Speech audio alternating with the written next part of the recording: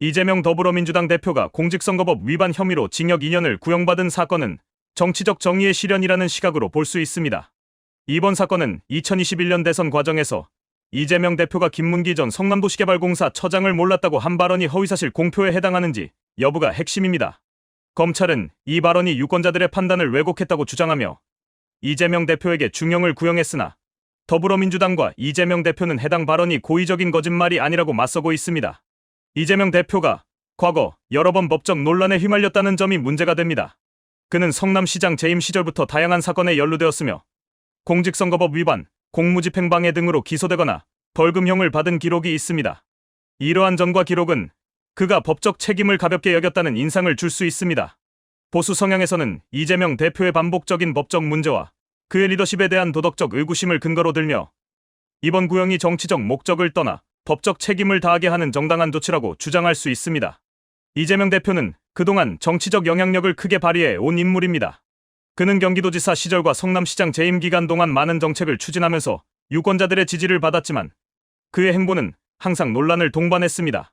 그가 공직자로서의 도덕적 기준을 충분히 지키지 않았다고 평가하며 이번 기소는 그가 법 앞에서 마땅히 책임을 져야 할 사건으로 받아들입니다. 이재명 대표의 허위사실 공표 혐의에 대해 검찰이 징역 2년을 구형한 것은 그가 대선 후보로서 중대한 공직자로서 책임을 다하지 못했다는 의미로 해석될 수 있습니다. 공직자는 항상 높은 도덕적 기준을 요구받으며 선거 과정에서 거짓 정보를 유포하는 것은 매우 심각한 범죄로 간주됩니다. 이번 사건에서 이재명 대표가 한 발언이 실제로 유권자들에게 얼마나 큰 영향을 미쳤는지에 대한 판단이 중요하지만 보수 성향에서는 그가 공직자로서의 신뢰를 저버렸다고 봅니다. 거짓말을 통해 대중을 기만하는 것은 단순한 실수가 아닌 정치적 목적을 가진 고의적 행동으로 해석될 수 있습니다. 특히 이번 사건은 이재명 대표가 과거에 겪었던 다양한 법적 문제들과 연결될 수 있습니다. 그는 과거 성남시장 재임 시절에도 선거법 위반 혐의로 기소된 적이 있으며 그때도 논란이 컸습니다. 또한 공무집행방해나 허위사실 공표 등으로 벌금형을 받은 전과가 있는 이재명 대표는 그의 도덕적 신뢰성에 심각한 의문을 남겼습니다. 보수적인 입장에서는 그가 반복적으로 법을 위반한 점과 기록을 바탕으로 이번에도 법적 처벌을 받아야 마땅하다고 주장합니다. 이재명 대표에 대한 법적 처벌이 현실화된다면 이는 그가 더 이상 정치적 영향력을 행사할 수 없다는 의미로 받아들여질 수 있습니다. 공직선거법 위반 혐의로 벌금 100만 원 이상의 형이 확정될 경우 그는 5년간 피선거권을 상실하게 되며 이는 사실상 그의 정치 생명을 끝내는 결과로 이어질 수 있습니다. 보수 성향에서는 이 사건을 통해 그가 정치적 무대에서 사라지는 것이 더 나은 결과일 수 있다고 볼 수 있습니다. 이재명 대표는 한국 정치에서 많은 논란을 일으킨 인물이며 그가 법적 책임을 지게 되는 것은 국민적 신뢰를 회복하는 첫걸음으로 여겨질 수 있습니다.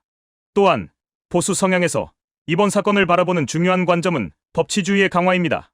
공직자가 선거 과정에서 거짓된 정보를 유포해 유권자의 판단을 왜곡하는 것은 민주주의의 근간을 흔드는 행위로 간주됩니다.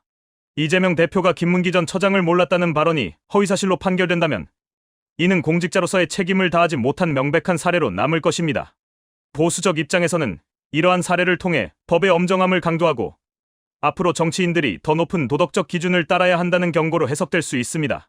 특히 이번 사건은 정치적 신뢰의 문제로 귀결됩니다.